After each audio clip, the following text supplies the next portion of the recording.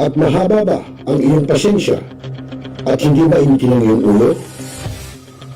Alam mo rin ba ang batas hinggil sa pag-iingat ng baril o firearms? Kung hindi, A responsible gun owner. Are you a responsible gun owner? Are you a responsible gun owner? Are you a responsible gun owner? Are you a responsible gun owner? Are you a responsible gun owner? The PNP Civil Security Group would like to advise all firearms holders to renew their license to own and possess firearms and firearms registration within 6 months before its expiry date.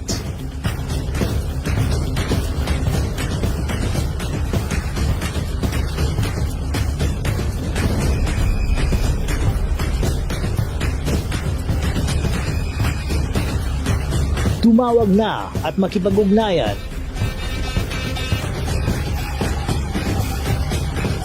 Be a responsible gun owner. One Gun Pilipinas ang sagot, mga katropa at kaganos. Dahil ituturo sa inyo ng One Gun Pilipinas o OGP ang lahat ng legal na paraan at proseso upang ikaw ay maging isang responsableng gun owners.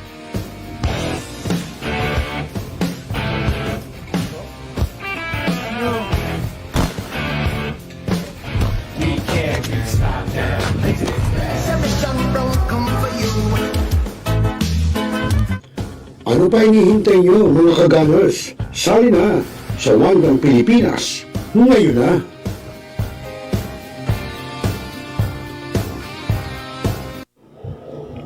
Responsable ka bang gun owner? At mahaba ba ang iyong pasensya at hindi mainitin ang iyong ulo? Alam mo rin ba ang batas hinggil sa pag-iingat ng baril o firearms?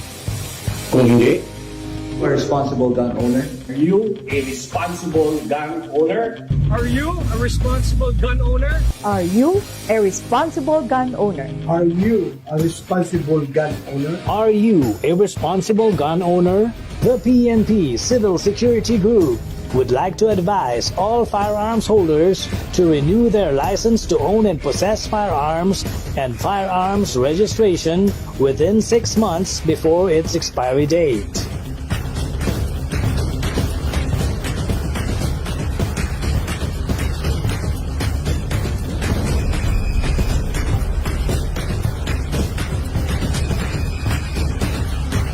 Tumawag na at makipag-ugnayan.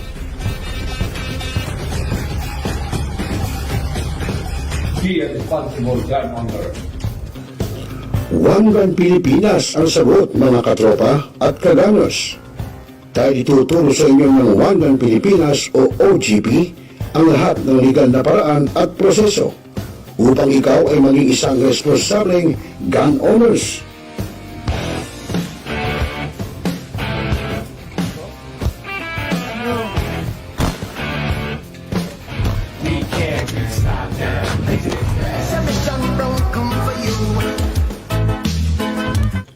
Ano pa hinihintay nyo, mga kagamers? Sali na sa One Gun Pilipinas ngayon na!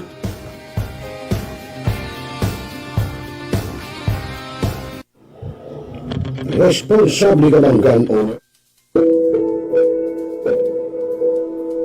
Ikaw ba'y nag-iisa? Nalulungkot? Dahil iniwan at ipinagpalit? Niloko? Ngayon minamahal. Kung ngayon, i-type sa inyong mga cellphone, Facebook o YouTube man ang Millennial Online TV. Dahil nasa Millennial Online TV na ang online realista ng bagong milenyo, si Rani Villanos. Sana'y di magmaliw ang dati kong araw nang di pang bata sa piling ni nanay.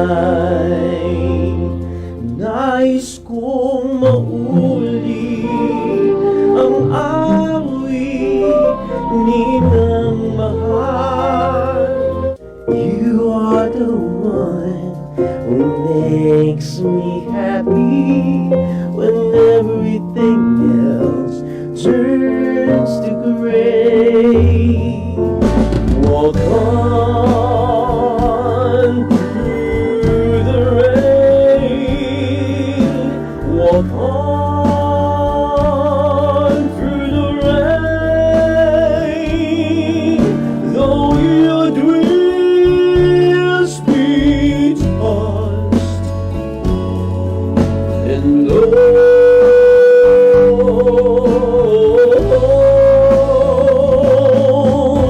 walk on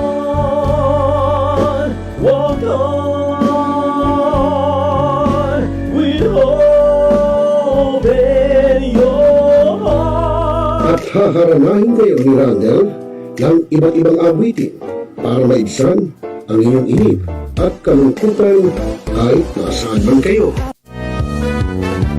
Hanggang sa tumanda. Come on.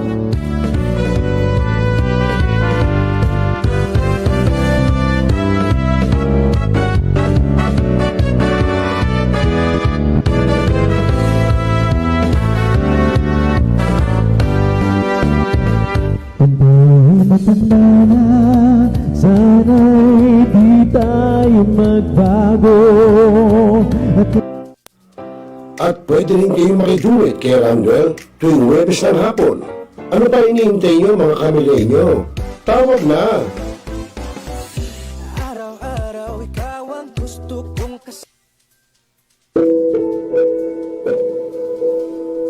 Ikaw ba'y nag-iisa? Nalulungkot? Dahil iniwan at ipinagpalit? Niloko? Ngayon minamahal? Kung ngayon, i-type sa inyong mga cellphone, Facebook o YouTube man ang Millennial Online TV. Dahil nasa Millennial Online TV na ang online realista ng bagong milenyo, si Randall Billiard. Now,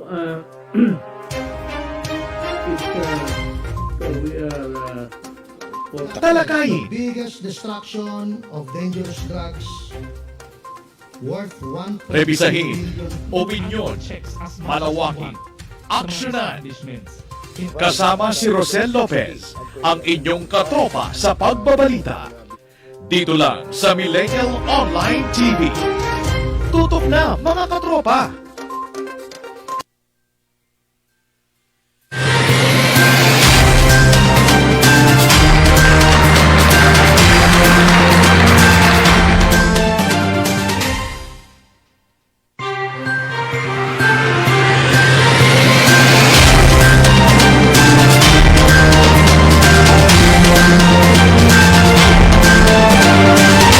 Iyan o.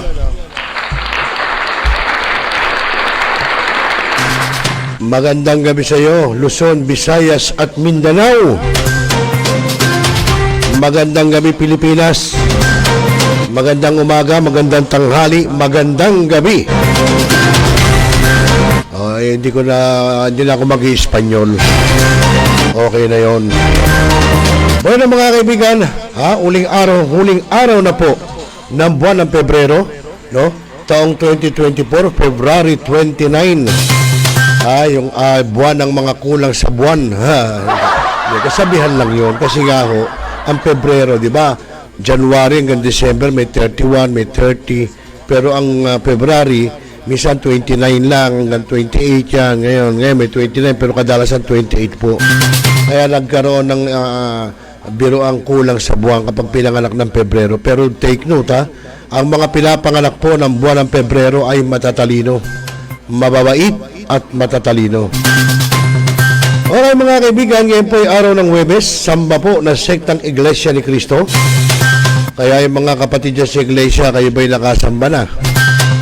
Baka mamaya hindi pa kayo nakakasamba, masama yan. Kailangan sumamba kayo. Okay so mga kaibigan, at sabi ko nga huling araw na ng buwan ng Pebrero, bukas ay Marso na. At nako, ayan na, papasok na po ang ating El Nino. Tag-init. Ewan natin kung gaano kainit ngayon itong buwan ng Marso na to, itong taong 2024. Okay, at magandang gabi. Una ko nakita si Sister Merly Orejenes ng Zambales. At siyempre si Lec Ropeslo. At siyempre yung ating mga ka-gunners, magandang gabi po sa inyo. At welcome po sa programang Tropa. At siyempre po ako pa rin ang magiging kasama, no other than ROCE LOPEZ.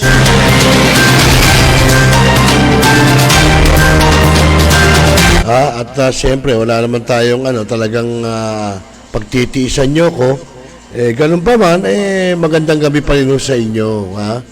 Yung ating mga katropa dyan, yung ating mga ka-gunners, yung ating mga katropang kagawad dyan po sa iba't ibang barangay dito po sa Metro Manila at siyempre sa Karatig Lalawigan. At siyempre po magandang gabi rin sa ating mga katropa pips, no, na mga ka-gunners. Yan yung ating mga ka-gunners, magandang gabi ho sa inyo, no? Lalo na sa grupo po ng One Gun Pilipinas. Palakpakan mo nga Mr. J. Ayan. At siyempre po, ang inyong lingkod ay kasali rin dyan sa One Gun Pilipinas. At siyempre gayon din sa ating mga kuya, ate at bunso at Friends of Eagles, no? The Fraternal Order of Eagles. Magandang gabi rin po sa inyong lahat. At magandang gabi po lalong-lalo na sa Central Luzon Region 45. Beng, beng, beng. Yun. Ayan, magandang gabi. No, lalo na sa aming Governor Rafael Agkawili. Ayun, sabi ni Sister Merly Orejenes, good evening at happy watching sa lahat daw. Happy watching daw sa inyo lahat.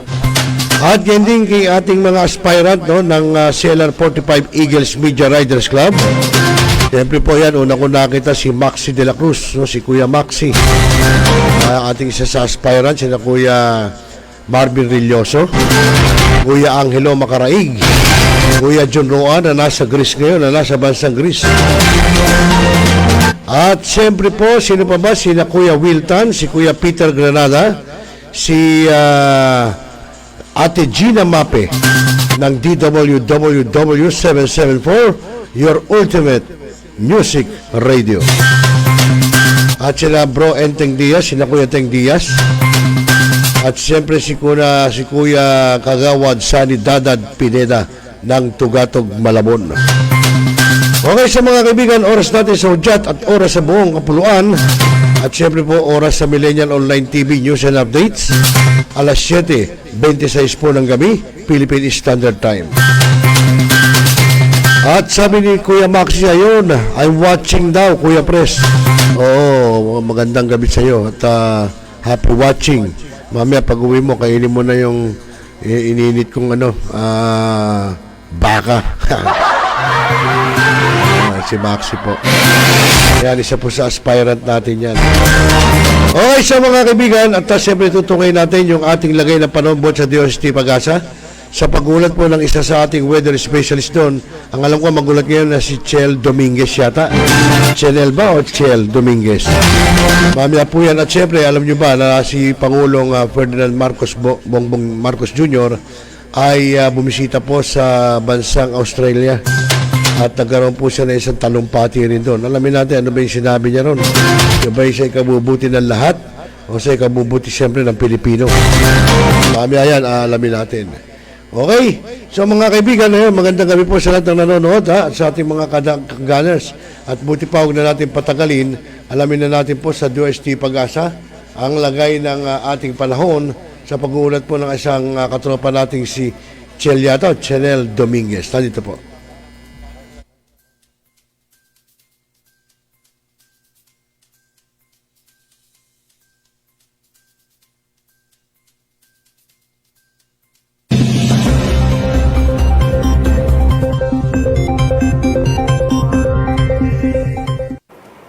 Magandang hapon po sa ating lahat. Narito ang weather update for Thursday, February 29, 2024. Wala naman tayong binabantay anumang low pressure area or bagyo sa loob at labas ng ating Philippine Area of Responsibility, pero meron tayong dalawang weather systems na nakakaapekto dito sa ating bansa. Una na dito ang northeast monsoon or ang hanging amihan. Dahil dito, asahan natin makakaranas na maulap na papawirin na may mga may hinang pag-ulan dito sa may Aurora, pati na rin dito sa may northern Quezon. Asahan naman natin for Metro Manila at nalalabing bahagi ng Luzon, makakaranas tayo ng bahagya hanggang sa maulap na papawirin na may mga pulupulong may hinang pag-ulan.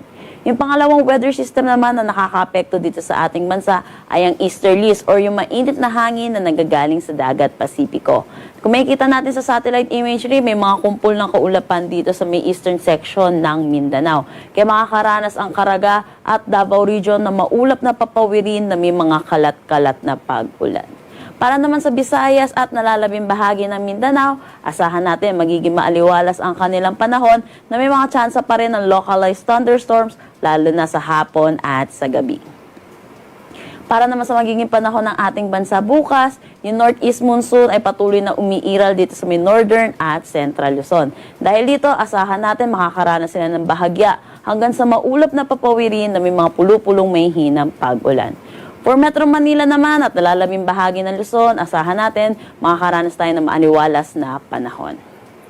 For Metro Manila, ang agwat ng temperatura ay 22 to 33 degrees Celsius, Lawag 21 to 33 degrees Celsius, Tugigaraw 20 to 31 degrees Celsius. For Baguio, 14 to 23 degrees Celsius, Tagaytay 20 to 30 degrees Celsius, at Legazpi 24 to 32 degrees Celsius.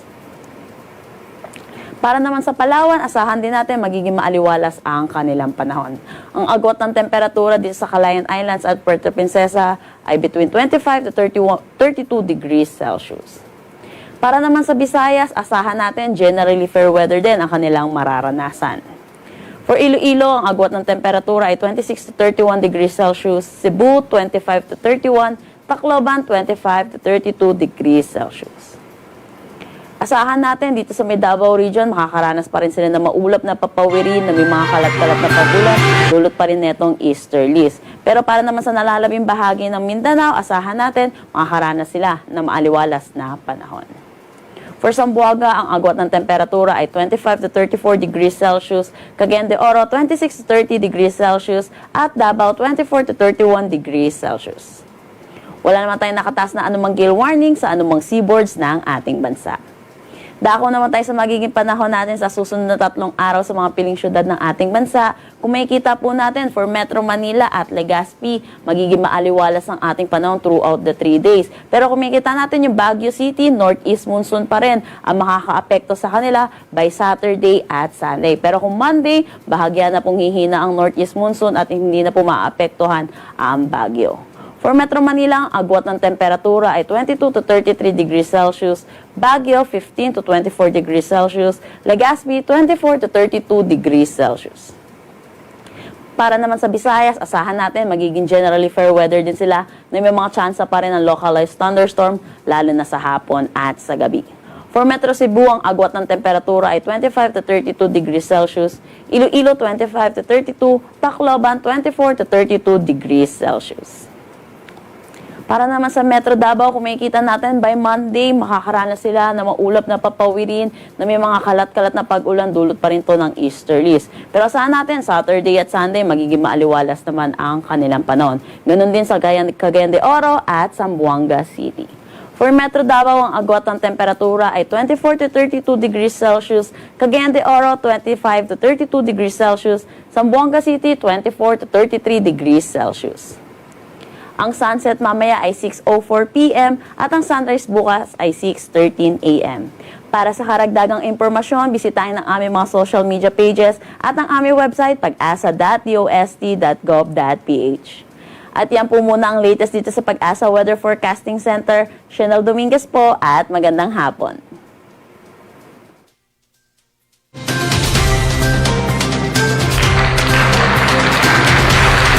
Ayun, maraming salamat sa iyo, Chanel Dominguez. At nagatid sa atin niya sa oras na alas 7. Ha? Anong oras na ba? Hindi ko na makakita eh. Ha? Alas 7:33 na po ng gabi, Philippine Standard Time. Kasi yung ating oras sa ating harapan, tumigil. Tumigil ang andar ng kanyang kamay. Malamang wala ng battery. No, Mr. J. Ano? At syempre kasama natin sa technical side nga pala si Mr. J. Hindi kasi kumikimo. Magandang gabi sa Mr. J. At magandang gabi rin kay Miss Jackie Lagpawadahar ng Valenzuela City rin. May Kawayan, Bulacan. Yung pa rin ang ancestral address. Good evening daw, Boss Rosel. Pagsabihan mo si Andy, ha. At si Christopher De Los Santos ng QC, yun, happy day, sabi ni Christopher De Los Santos. Kumusta ba si former governor? Masaya ba yung naging birthday, Christopher? Mukhang nalawa na mantikaan yung nguso mo, ha. Okay, sa mga kaibigan, tuloy-tuloy tayo. At siyempre, yun nga, sa ating programang Tropa. Siyempre, dito pa rin sa Millennial Online TV News and Updates. At siyempre, Rosel Lopez pa rin at your service. At tulad na sinabi natin, si Pangulong Ferdinand Marcos Jr. po ay bumisita sa bansang Australia. At nagtalumpati rin po doon. At maging yung ambassador po doon, no? Alamin natin, ano ba mga sinabi ni Pangulong Ferdinand Marcos Jr. na ito ba sa ikabubuti ng magkasamang bansa, magka-alyadong bansa, o para sa Pilipino lamang, o para doon sa mga... Alamin natin. At ito po ay, siyempre, ito isa sa naging biyahe ni Pangulong Ferdinand Marcos Jr. Uy, si Mary Grace Velasco nanonood, kung di ako nagkakamali. Ito si Mary Grace Velasco, baka ito po yung dating namin kasama sa DOJ. Tama ba, Mary Grace Velasco? Ikaw nga ba yan? Kung di ako nagkakamali, ha? Sabi ni Gob, ni former Gob, thank you raw. Maganda raw doon na Christopher, yun daw Moriones Festival. Ano ba sabi ni Gob? Kung tayo ma-sponsor niya, may cover na kamo natin yung Moriones Festival. Maganda raw yun eh. Siyempre malayo yun eh. Marinduque. Kailangan talaga ng sponsorship.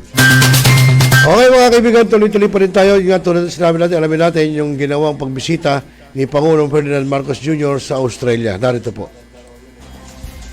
Of our relationship. Australia sees the Philippines as a central player and a crucial partner for us in Southeast Asia. So it's great to welcome you here today on your first official visit to Australia as President of the Philippines. And it was a special honour to host you for your historic address to Parliament. Australia is honoured to count the Philippines as a close friend and strategic partner. For more than 3/4 of a century, our nations have been bound by strategic trust and mutual cooperation. Our ties are strengthened by warm and close personal connections, including through the over 400,000 Australians with Filipino heritage who make a wonderful contribution to modern multicultural Australia. As I said to last year's Shangri-La Dialogue and to the Lowy Institute in December, my government backs Australia's agency in and contribution to our region. Our foreign policy and national security depends on investing in our capabilities, but also investing in our relationships. Hosting President Marcos today is a great example of us putting this into action, and I also very much welcome the First Lady. President Marcos and I have had very productive discussions focused on driving forward our close collaboration as strategic partners. We are ambitious for what we can achieve together, and I'm pleased that we are working actively to build a peaceful region where international law is respected and waterways are open for trade. I'm pleased that with our new MOU on enhanced maritime cooperation, which we've signed today, we'll collaborate even more closely to promote our shared vision for the region, including in civil maritime security, marine environment protection, maritime domain awareness and promoting respect for international law. We'll also continue our maritime cooperative activities as regional partners committed to doing our part to sustain peace and stability in our region. We also discussed strengthening cooperation on cyber and critical technology, and will work together to promote the open and secure use of cyberspace through a new MOU which we have signed today. We've also signed a new MOU between our competition commissions to enhance cooperation on competition law and policy, highly relevant issues in both of our countries given the cost of living pressures that our people are facing. Australia's economic future lies with Southeast Asia, and we're determined to drive growth in trade and investment in line with our Southeast Asia Economic Strategy to 2040, which I launched at the ASEAN Summit last year, and that will be a focus point of the Business Summit on the sidelines of the ASEAN Summit that's being held in Melbourne next week. The Philippines is one of our fastest growing economies in our region, and there's great potential to deepen our two-way trade and investment links. To give just one example, this week the Philippines-based company, International Container Terminal Services, will open a new $235 million expansion to its facilities at the Port of Melbourne. This will bring these investments in Melbourne to $1 billion, a welcome example of the opportunity available to grow our economic ties. Australia and the Philippines share a vision for an open, stable and prosperous region where disputes are settled through agreed rules, norms and institutions. ASEAN centrality is critical to this, and it will be a great honour to host all the leaders of Southeast Asia in Melbourne next week for the ASEAN Australia Special Summit. This will mark 50 years of dialogue between Australia and ASEAN and is another example of my government investing in our relationships and prioritising this, our region. Deepening Australia's engagement with Southeast Asia continues to be a priority. We're invested in and committed to this region. For many years, Australians spoke about the tyranny of distance from the great economies and markets of the United States of America and Europe. Now we speak about the proximity of opportunity, located as we are at the heart of the fastest growing region of the world in human history. And that presents such an opportunity for us. Our strategic partnership with the Philippines is a key pillar of the commitment to building those relationships in our region. And I look forward to continuing to work with the Philippines and with President Marcos to meet the challenges of our times and realise our shared vision for an open, peaceful, stable and prosperous region. Mr. President. Thank you, Mr. Prime Minister. Today, Prime Minister Albanese and I had a very engaging discussion on a wide range of opportunities and issues under the ambit of our strategic partnership. I certainly are very honored on a personal and an official level for the invitation as guest of the Australian government, and therefore the opportunity to personally convey our commitment to this partnership and to reiterate Filipino friendship. Our conversations centered on ways to maximize the enhanced status of relations between our two countries, including on defense, maritime cooperation, non-traditional security concerns, trade and investment, development cooperation, multilateral collaboration, and people-to-people linkages. Defense and security remains a key area of cooperation between the Philippines and of Australia. We look forward to amplifying our joint activities and the capacity building efforts in this regard.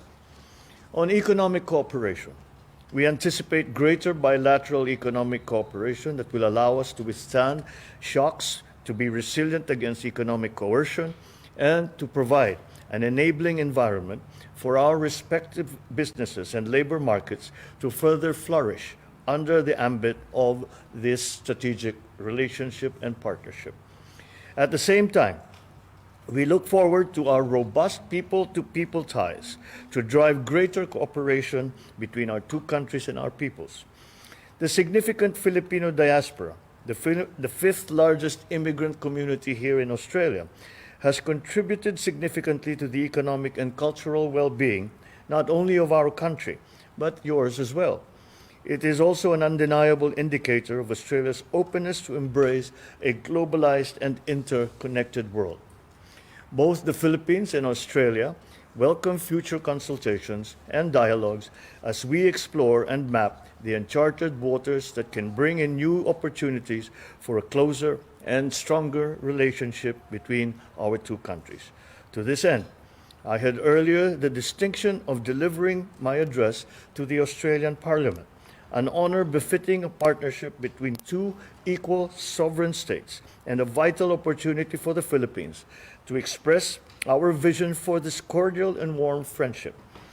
I had the opportunity to expound on the critical role of peace and security in our continued march towards prosperity.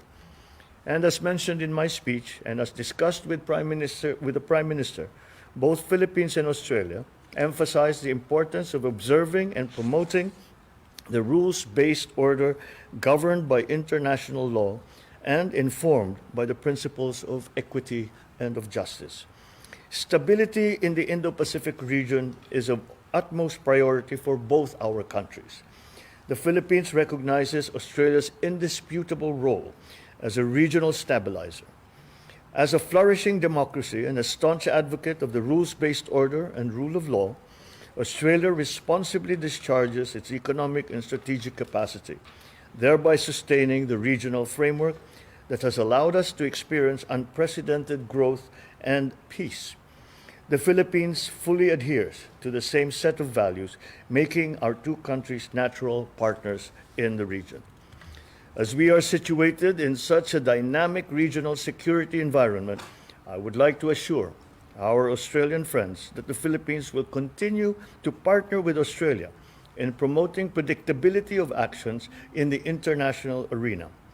The Philippines is fully ready to continue upholding its commitments as your strategic partner and as one of your oldest friends in the region. In the same vein, we recognize Australia's steadfast commitment to positive engagement with the ASEAN region, and we wish Australia success in its upcoming hosting of the Special Summit to commemorate the 50th anniversary of ASEAN-Australia dialogue relations. I look forward to the active participation of the Philippines in the 4 important thematic tracks of the Special Summit.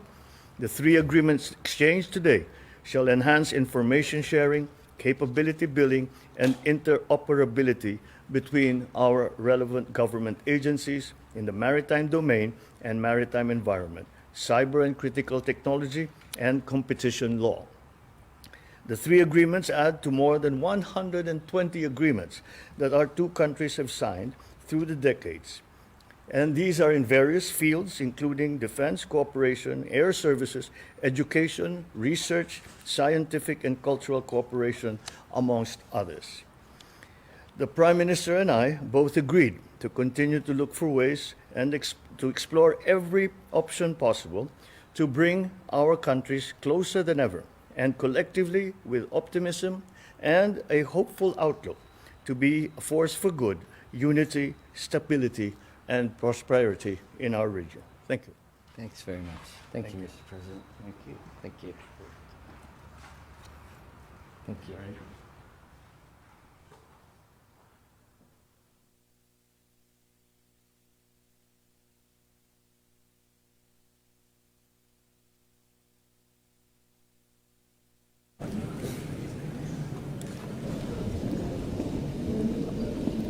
Mr. Speaker, the President of the Republic of the Philippines.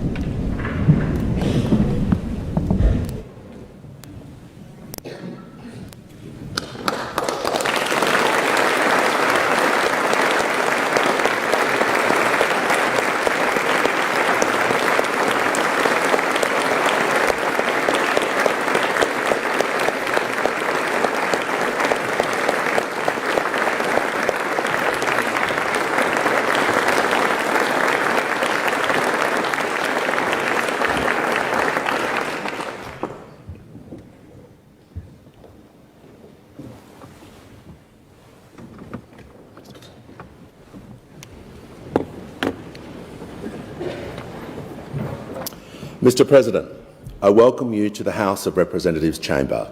Your address today is a significant occasion in the history of the House. and I give the call to the Honourable the Prime Minister. Your Excellency President Marcos, on behalf of the Australian Government and indeed the Australian people, it is my very great pleasure to welcome you and the First Lady to our nation's Parliament. This is an historic occasion for both our democracies. It is also the natural next step in our nation's growing partnership. The bilateral relationship between Australia and the Philippines is now 78 years old. Our ties of trade and culture, friendship and family are of course centuries older.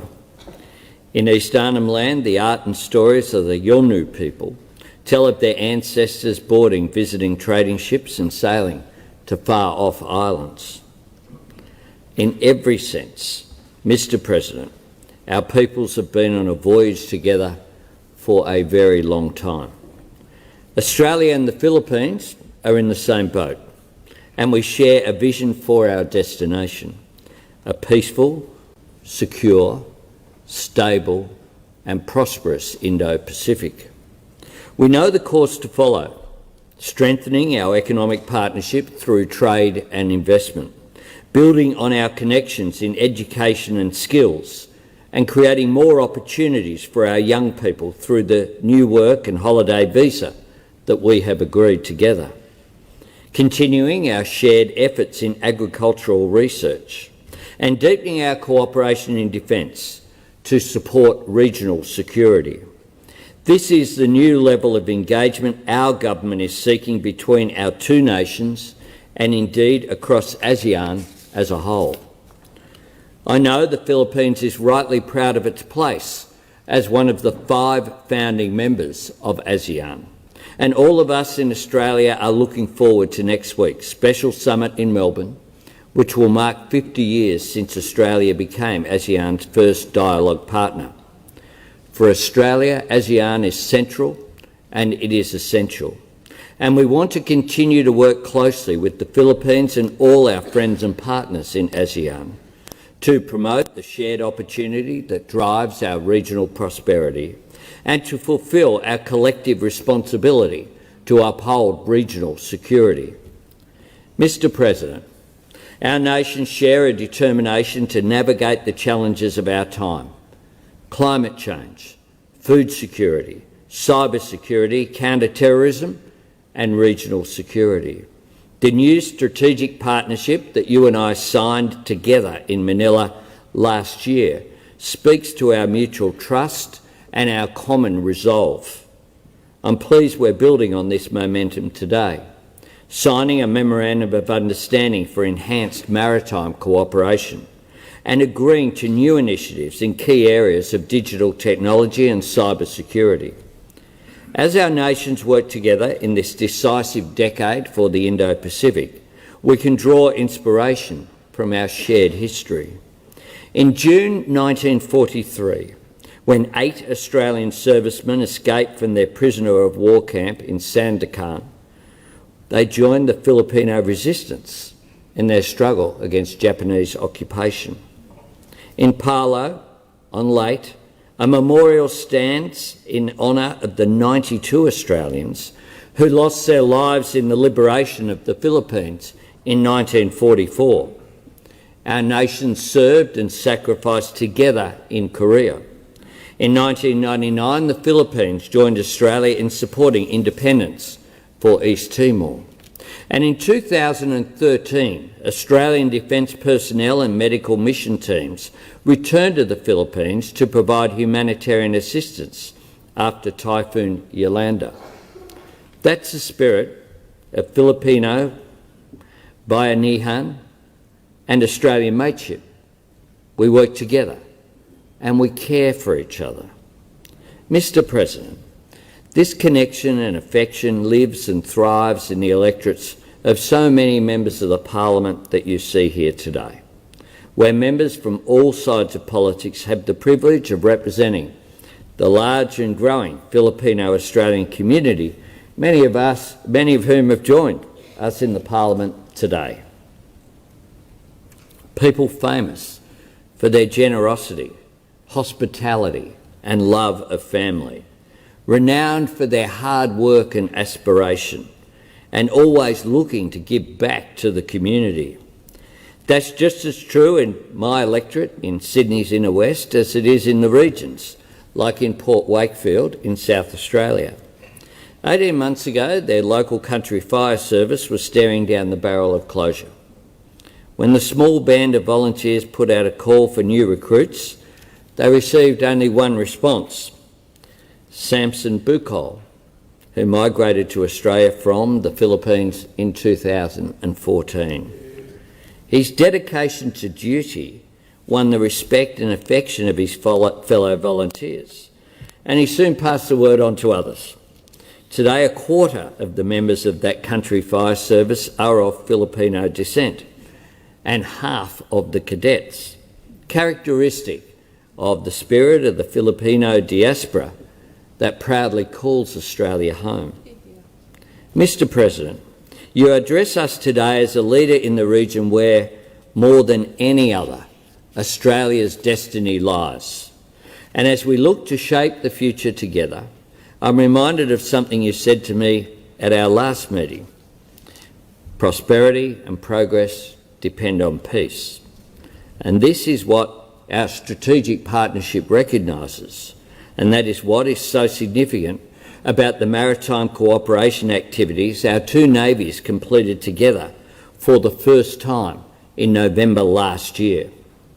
We are both island nations, we are both trading nations, and for both of us, the United Nations Convention on the Law of the Sea is not an abstract notion or a theoretical question. Freedom of navigation is fundamental to our sovereignty, our prosperity, our security, and our territorial integrity. Our cooperation is an assertion of our national interest and a recognition of our regional responsibility. It reflects our shared understanding that peace depends on more than the presence of the great powers. All of us in the international community, middle powers like our two nations, as well as smaller nations, have our part to play in building a more stable, peaceful and prosperous future. President Marcos, to conclude on a personal note, I do want to say how touched Jody and I were by the kindness extended to us during our time in your wonderful country last year. We were proud to host you at the Lodge last night. That was a very pleasant dinner, not so much work, just enjoyable. 4 people together, engaging in a spirit of respect and friendship. I think that was a great beginning to your important visit. And what I know very sincerely is that you will be warmly welcomed wherever you go in our nation of Australia, because all of us in this place, and indeed all Australians, are united in our respect for the contribution that your nation and your people make to our region and to our communities. You honour us today, and we very much look forward to your address. And I give the call to the Honourable, the Leader of the Opposition. Thank you very much, Mr Speaker. Well, I commend the Prime Minister for his very fine words. And on behalf of the Coalition and Federal Opposition, I extend to you, President Marcos, a very warm and hearty welcome and greetings. Your Excellency, to you, to Her Excellency First Lady Marcos, and to the entire Republic of the Philippines delegation. Australia welcomes you, our Parliament welcomes you, and of course our people warmly welcome you. Millions of Australians will watch your address today, Mr President, and when they do, they will not only see the face of a foreign leader, they will hear the words of a dear friend of Australia. And if words carry sentiments across land and sea, then to you and through you, Mr President, I send my best wishes to the friendly, faith-fortified and fearless people of the Philippines. 78 years ago, in the main square of Manila, an American flag was lowered and the flag of the Philippines was raised. As a new republic was born, a newly inaugurated president addressed his countrymen and marked the forward thrust of the frontiers of freedom. It was on that day, the 4th of July 1946, when President Rojas joyfully declared that the Filipino people had reached the summit of the high mountain of independence. It was indeed a long and arduous historic climb, From ancient communities occupying a vast archipelago to colonial rule under the Spanish, from a revolt against the Spanish to becoming the subjects of the United States, from occupation under the Imperial Japanese forces to American liberation and the final steps of stewardship towards sovereignty. When President Rojas delivered his speech, he knew the challenges of nation building that awaited his fellow Filipinos. Only weeks earlier, he'd outlined the hurdles ahead. A country in ruins from war, a people beset by unemployment, hunger, disease, inflation and housing inadequacy. Yet the President at the time was optimistic. He said, if we conquer the obstacles which bar our way, our people will grow great in the eyes of men. The Philippines aspires to greatness. President Marcos, today you lead a nation and people who no longer need to aspire to greatness because the Philippines is a great country by any measure of the word. Your nation and your people are truly great in the eyes of Australians. Indeed, only 33 years after your country attained independence, our 22nd Prime Minister was on your soil attending a dinner hosted by your father, President Marcos Sr. Prime Minister Malcolm Fraser spoke with admiration about the development of the Philippines and described Manila as one of the great cities of the world. Mr. President, the bonds between our peoples were forged amidst the hell of the Second World War. Within the Australian national consciousness is an enduring admiration for both our nation's forebears who served and sacrificed to liberate the Philippines. As the Prime Minister rightly pointed out, a handful of Australian prisoners of war escaped from Borneo to your islands and joined your guerrillas. Thousands more of our sailors, airmen and signals intelligence officers supported General Douglas MacArthur's military operation. Indeed, at the MacArthur Memorial Landing Park in Leyte, the names of 92 Australians who gave their lives for liberation are recorded on a monument. Ever so poignantly, only last year, the wreck of the prisoner ship, SS Montevideo Maru, was found on the northern coast of the Philippines. If there is any solace in that tragedy, it is that almost 1,000 Australian souls have their resting place in the waters which belong to our Filipino friends. From our partnership in war has emerged a camaraderie between our two peoples. In the 1950s, under the Colombo Plan, Filipino students came to this country to further their education. The 1970s saw many Filipinos migrate to Australia for work. First generations beget subsequent generations, and today, Mr. President, our nation is so proud to be home to more than 400,000 Australians of Filipino ancestry. Indeed, Filipino-born migrants constitute one of our largest migrant groups. Just as Australia is home to many Filipinos, the Philippines is home, of course, to many Australians. And importantly, Mr. President, the pipeline between our two countries flows seamlessly both ways. A pipeline which carries people, businesses and commerce. The term friendshoring might be new, but deepening trade and investment with long-standing and trusted partners who share the same values is not a new concept.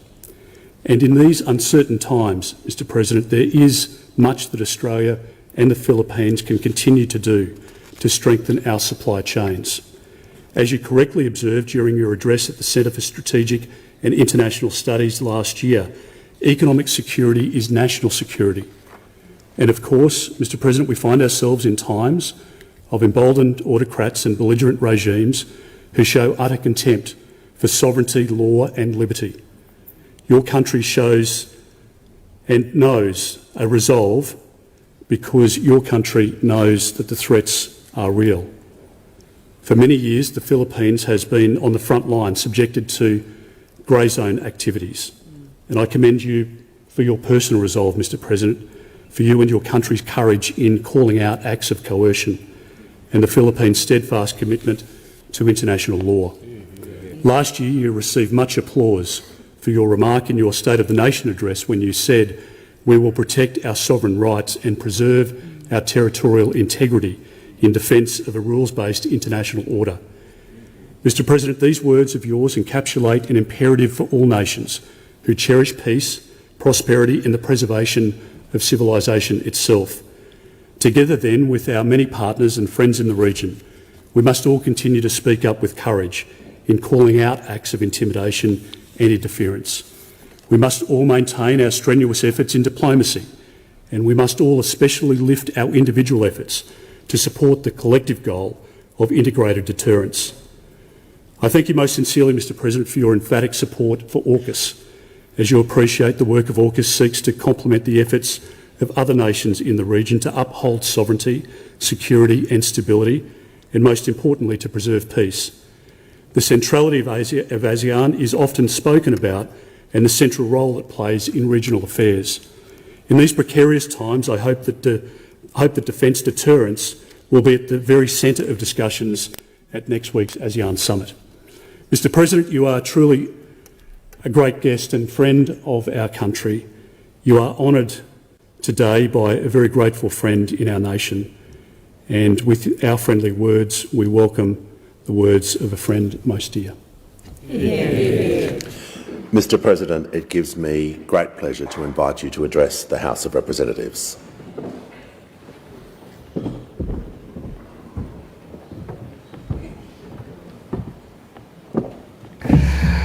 The Honourable Prime Minister Anthony Albanese, the Honourable President of the Senate, President Sue Lines, the Honourable Speaker Milton Dick, and the Honourable Leader of the Opposition, Mr. Peter Dutton,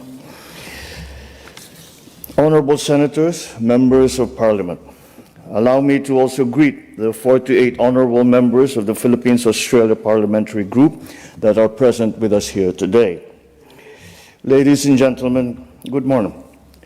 Allow me to begin, Mr. Speaker, by acknowledging the Ngunawal people, the traditional custodians of the land on which we meet today, and to pay my respects to their elders, past and present.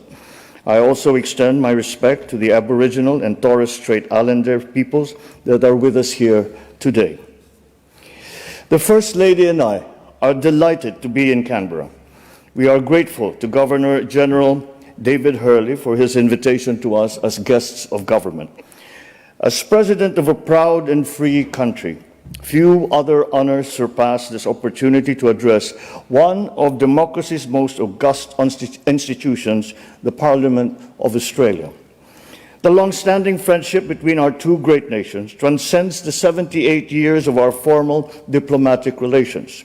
It is anchored on deep bonds of mutual respect and fond affection, which find concrete expression today in the rich contributions of more than 400,000 Filipinos to Australia, comprising the 5th largest migrant community in your country today.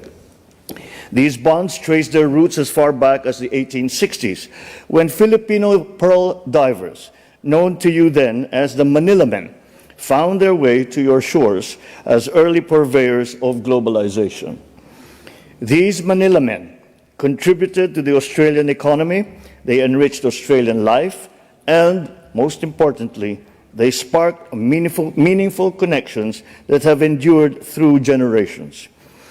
When our two nations faced common danger in 1942, Filipino soldiers fought valiantly in Bataan and Corregidor. They faced the impossible task of holding back the enemy's advance, and yet we did. These efforts helped keep Australia safe, and in return, a grateful Australian people provided temporary refuge for the wartime Filipino leadership. And at the most crucial moment, Australian airmen, sailors, and soldiers fought side by side with Filipinos as we, together with our allies, turned the tide of war. Just as Filipinos lost lives to keep Australians safe at the onset of war, so did Australians offer their lives to restore freedom in the Philippines at the dawn of peace. As allies, we engaged actively in shaping the free world's vision for the post-war order. We worked to ensure that the new peace would respect the rights of all nations. As founding members of the United Nations, we turned that vision into reality. From the very beginning, we knew that our interests were intertwined. The security of Australia is bound with the security of the Philippines. When my father accompanied Prime Minister Whitlam on a sentimental tour of Bataan and Corregidor in 1974, they reaffirmed that core principle. When I signed our strategic partnership with Prime Minister Albanese last September, we marked a milestone in our deliberate and steady effort to build opportunities for our peoples while contributing to regional peace. All of these further affirm what our two peoples have already forged through many centuries. I look back on our shared history to contextualize the role that our respective nations played and continue today to play at this watershed moment. Geopolitical polarities and strategic competitions threaten our hard-won peace, even as we remain beset by unresolved inequities and inequalities within and amongst nations. Powerful and transformative technologies can destabilize our political and social order. Climate change threatens our very existence. These tectonic shifts are acutely felt in the Indo-Pacific. It has become crucial for us now to envision the shape, the breadth, and the depth of our strategic partnership and how it must move forward as we weather the storms of global volatility. I see the way forward in building on the strong ties that have already been established between our citizens, between our economies, between our governments. Today, we add a further dimension to that relationship as we address concerns on our security and defense. We are called upon once again to join forces, together with our partners, in the face of threats to the rule of law, to stability, and to peace. For the Philippines, Australia plays a crucial role as one of only two partners with the Philippines, with which the Philippines has a visiting forces agreement. In August of last year, I witnessed Exercise Alon, our bilateral amphibious activity involving 560 Filipino soldiers, 1,200 Australian servicemen, and 120 U.S. Marines. Last November, we welcomed the inaugural maritime cooperative activity between Armed Forces of the Philippines and the Australian Defence Force in the Philippines' exclusive economic zone. Let this just be the beginning. Your leaders have always taken the position that the destiny of Australia is irrevocably linked to the destiny of Asia. Over the years, you have held true to this tenet. You have become a valuable member of Asia and of the Indo-Pacific community. Our two countries have always understood that without the predictability and stability of our rules-based order, our region would not have emerged as the driver of the global economy as it is today. We have long known that our prosperity and development are anchored on the peace and stability of the Indo-Pacific. Today, that peace, that stability, and our continued success have come under threat. Once again, we must come together as partners to face the common challenges confronting the region. Not one single country can do this by itself. No single force can counter them by themselves. This is why our strategic partnership has grown more important than ever. We must reinforce each other's strengths. We must protect the peace that we fought for during the war and have jealously guarded in the decades since. We must oppose actions that clearly denigrate the rule of law. As in 1942, the Philippines now finds itself on the front line against actions that undermine regional peace, erode regional stability, and threaten regional success. Then as now, we remain firm in defending our sovereignty, our sovereign rights, our jurisdiction. I shall never tire of repeating the declaration that I made from the first day that I took office. I will not allow any attempt by any foreign power to take even 1 square inch of our sovereign territory. The challenges that we face may be formidable, but equally formidable is our resolve. We will not yield. Then as now, the security and continued prosperity of the region of countries like Australia relies upon that effort. Just as we fought to build our rules-based international order, so are we now fighting to protect it. The protection of the South China Sea as a vital, critical global artery is crucial to the preservation of regional peace, and I dare say, of global peace. We have an abiding interest in keeping our seas free and open and in ensuring unimpeded passage and freedom of navigation. We must uphold, preserve, and defend the unified and universal character of the United Nations Convention on the Law of the Sea as the constitution of the oceans. We draw strength from the consistent and unequivocal support of Australia and the international community for the lawful exercise of our rights, which have been settled under international law.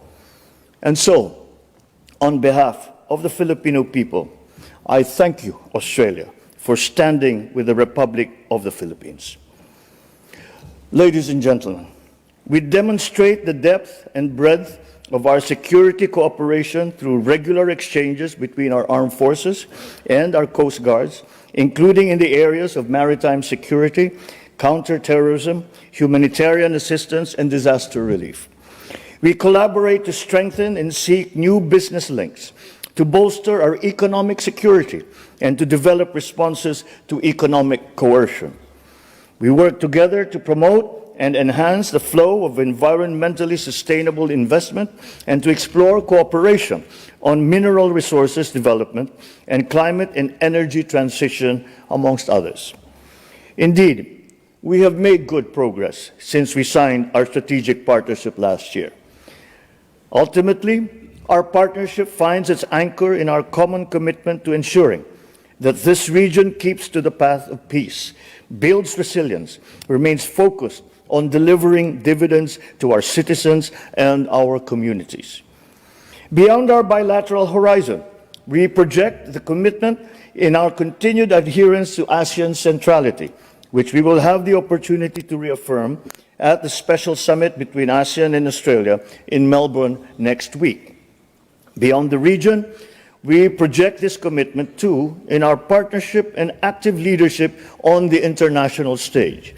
We collaborate closely with Australia to strengthen international security and universal adherence to international humanitarian law. I salute Prime Minister Albanese's personal commitment to our vision of a world free of nuclear weapons. It is a commitment that is shared by all peoples of Southeast Asia, with those of Australia and the Pacific Island states. Through the treaties of Bangkok and Rarotonga, our two regions serve as pockets of freedom from these destructive weapons. Within the ambit of the ASEAN Regional Forum and the Nuclear Non-Proliferation Treaty, our two countries are champions of nuclear disarmament and advocates for nuclear risk reduction. In the context of emerging technologies such as autonomous weapon systems and of new frontiers such as outer space and cyberspace, there is much room for our two countries to work together. Our collaboration in the United Nations demonstrates the need to continue to build bridges and to forge consensus towards decisive multilateral solutions. We cannot allow geopolitics to paralyze global governance. Now more than ever, we need multilateralism to work. This is particularly important given the scope of global cooperation needed to address our most pressing vulnerability, one that threatens the very survival of our peoples, one that threatens our very future. I speak, of course, of climate change. My country accepts its part in our collective responsibility.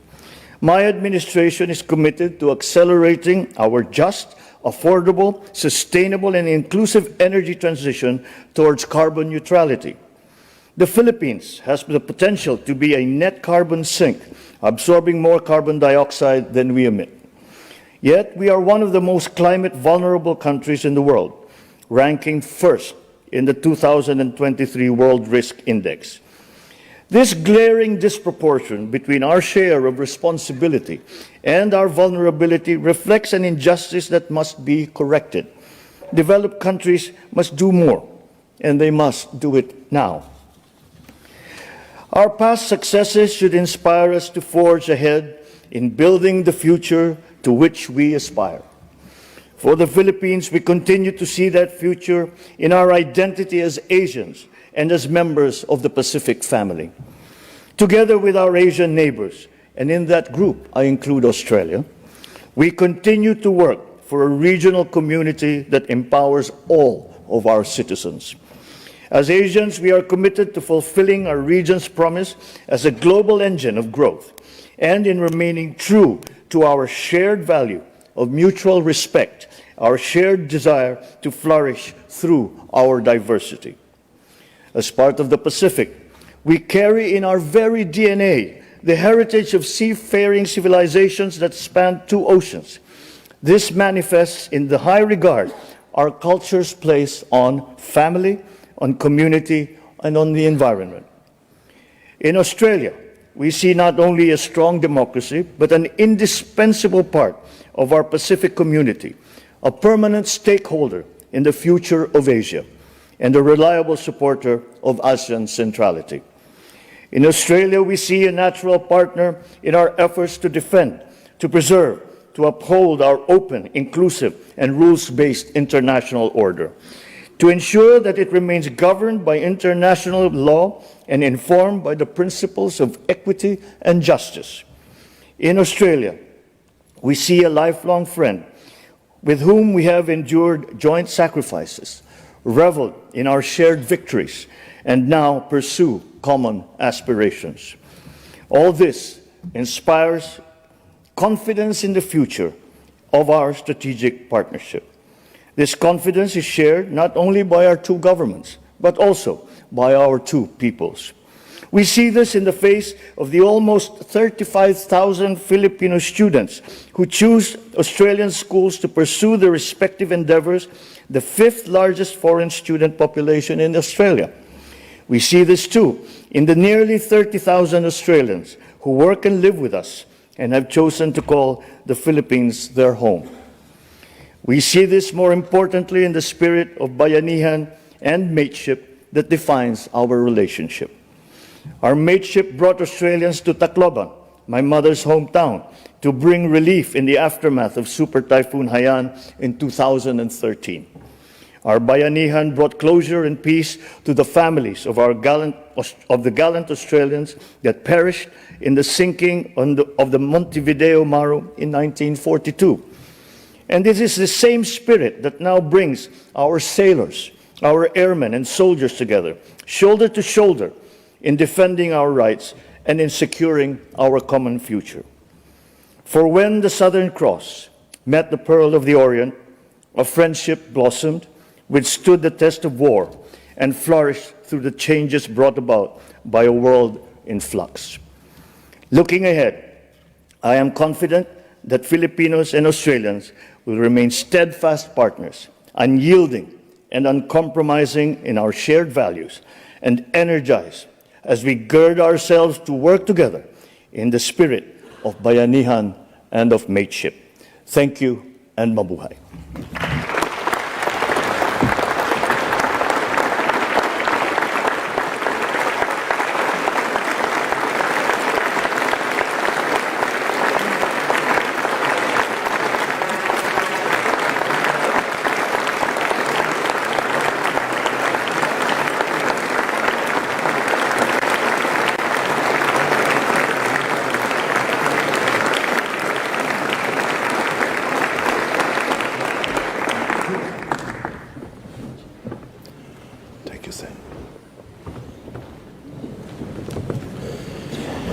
Mr. President, on behalf of the House of Representatives, I thank you for your address. I wish you and Her Excellency the First Lady a successful and enjoyable stay in Australia. I thank the President of the Senate and Senators for their attendance, and I invite the Prime Minister to escort our guests to meet members and senators as they depart the chamber. Thank you, Mr. Speaker.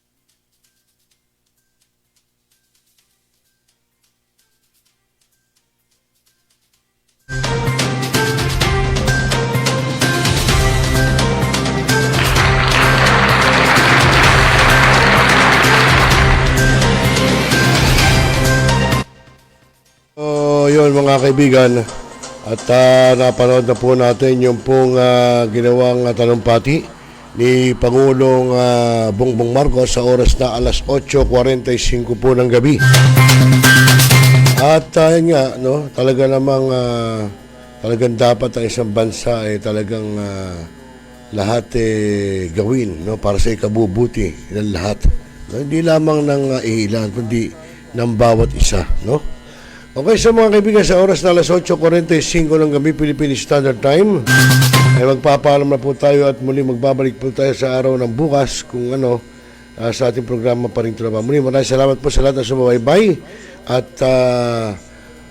lahat po ay kinakailangan po ng bawat Pilipino ay talaga namang magsumikap din. Sabi nga ni Delia Tayan, ngaya ikaw dyan, magsumikap ka. Yan.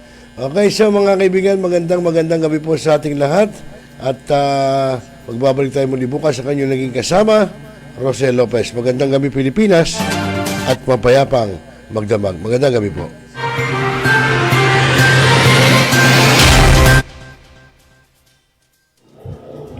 Responsable ka ng gun owner? At mahaba ba ang iyong pasensya? At hindi ba initin ang iyong ulo? Alam mo rin ba ang batas hinggil sa pag-iingat ng baril o firearms? Kung hindi, A responsible gun owner. Are you a responsible gun owner?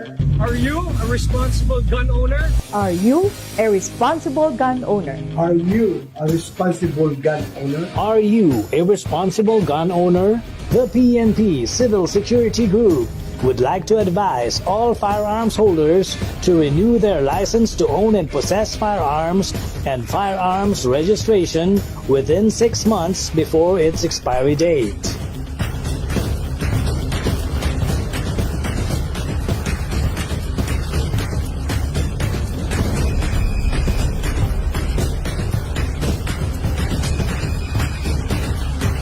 Tumawag na at makipag-ugnayan.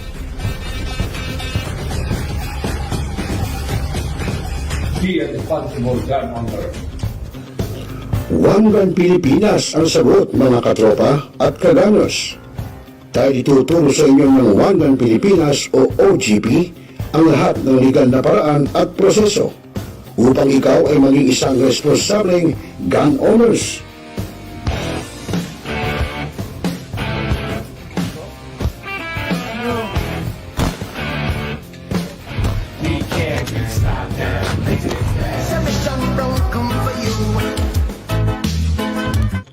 Ano pa hinihintay nyo mga kagamers? Sali na sa One Gun Pilipinas ngayon na!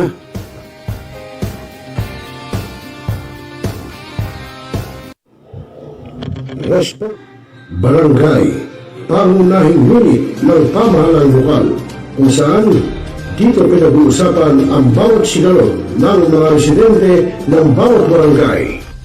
Dito rin pinag-uusapan ng mga piling halal na opisyal na barangay ang mga proyekto para sa kanilang barangay.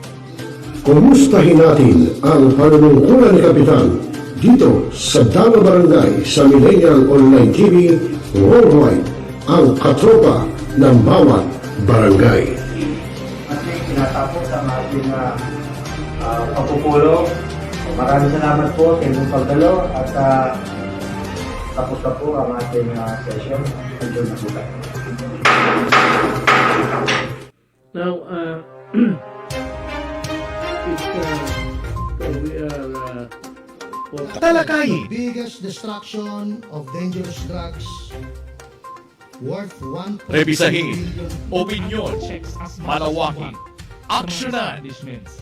Kasama si Rosel Lopez, ang inyong katropa sa pagbabalita. Dito lang sa Millennial Online TV. Tutok na mga katropa! Hanap mo ba ay unwind ventures? Tara nang mamangha sa mga tanawin.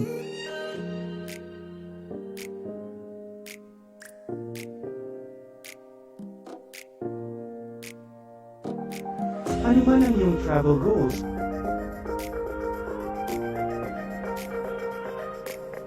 Dadalhin namin kayo.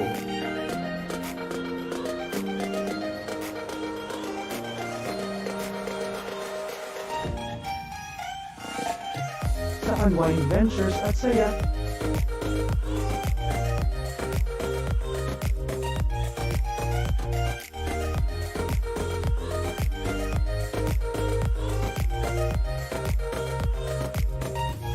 Dito lang sa Wow Biyahe.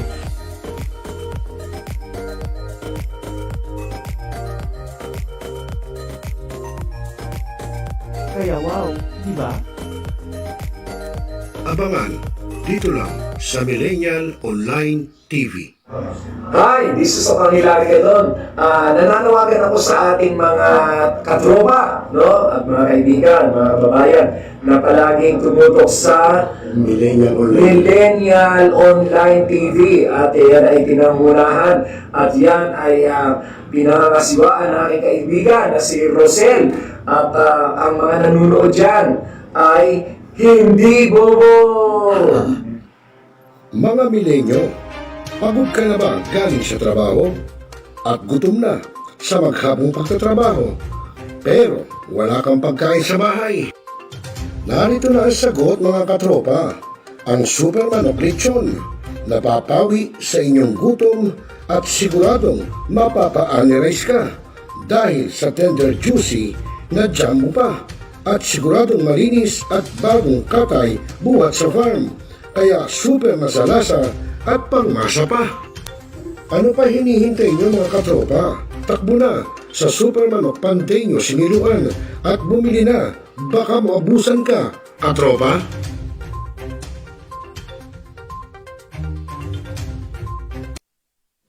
Mga kababayan, ang pambansang awit ng Pilipinas.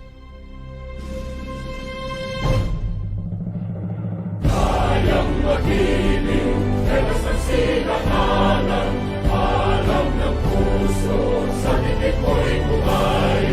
Lupang hinirang, kuya ka ng magiting, sa mandulupin, di ka pasisingil, sa nagatak tutok sa simoy at sa langit mo bangaw, ay hinatang tulad, awit sa pagkayang minamahal.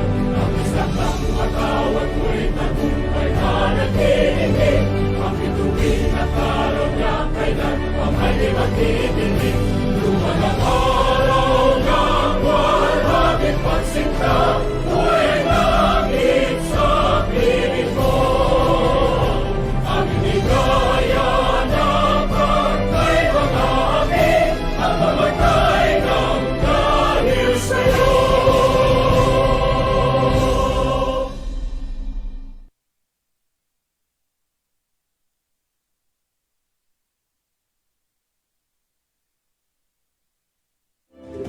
Sa lahat ng bumubuo ng Millennial Online TV at sa lahat po ng sumusuporta, maraming salamat po. Millennial Online TV is now signing off.